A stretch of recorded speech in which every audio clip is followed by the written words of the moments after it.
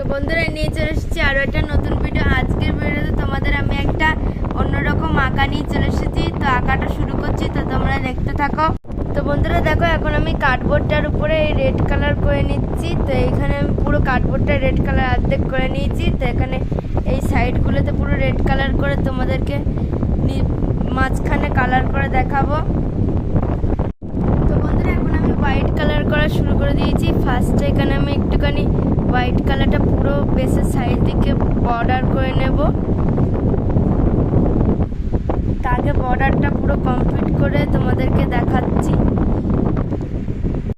তো বন্ধুরা দেখো, এখন আমি মাঝখানটা পুরো এই হোয়াইট কালারটা করে দিচ্ছি। তো বন্ধুরা আমি সাইডের অংশটা তোমরা হয়ে গেছে। তো এখানে আমি মাঝখানটা পুরো সাদা করেছি। তো এর মধ্যে কলকা করব।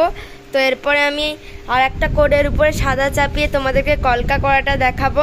তো বন্ধুরা আমার এই যে এই জিনিসটার ব্যাকড্রপটার এই অংশটায় আমি এখন ইয়েলো দিয়ে কলকা করে নিচ্ছি। তো এই কলকাটা পুরো কমপ্লিট করে তোমাদেরকে দেখাচ্ছি। তো বন্ধুরা এখানে আমি এখন কলকাগুলো সব করছি।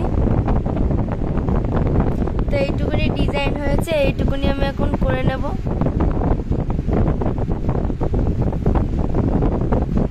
তো পুরোটা করে নিয়ে তোমাদেরকে দেখাবো পরে। তো বন্ধুরা উপরের অংশে কলকা করা কমপ্লিট। তো এখন আমি নিচের অংশে কিছুটা কলকা করার চেষ্টা করছি। এখানে আমি রেড কালার দিয়ে ফার্স্টে কলকাটা করে নেব।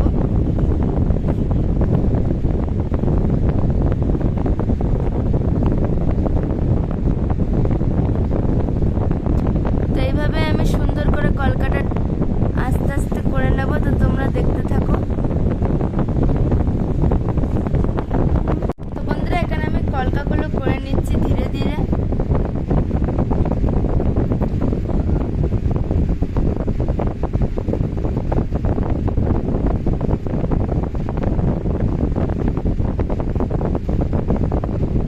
তো এইভাবে পুরোটা করে নেব ধীরে ধীরে। তো বন্ধুরা আমার এই সম্পূর্ণ রং করা কমপ্লিট ব্যাকড্রপ। তো যদি এই জিনিসটা নতুন রকম নিয়ে এসেছিলাম, যদি এই জিনিসটা ভালো লাগে একটা লাইক করে দিবে। আর আজ এটা এ পর্যন্তই। তো বাই।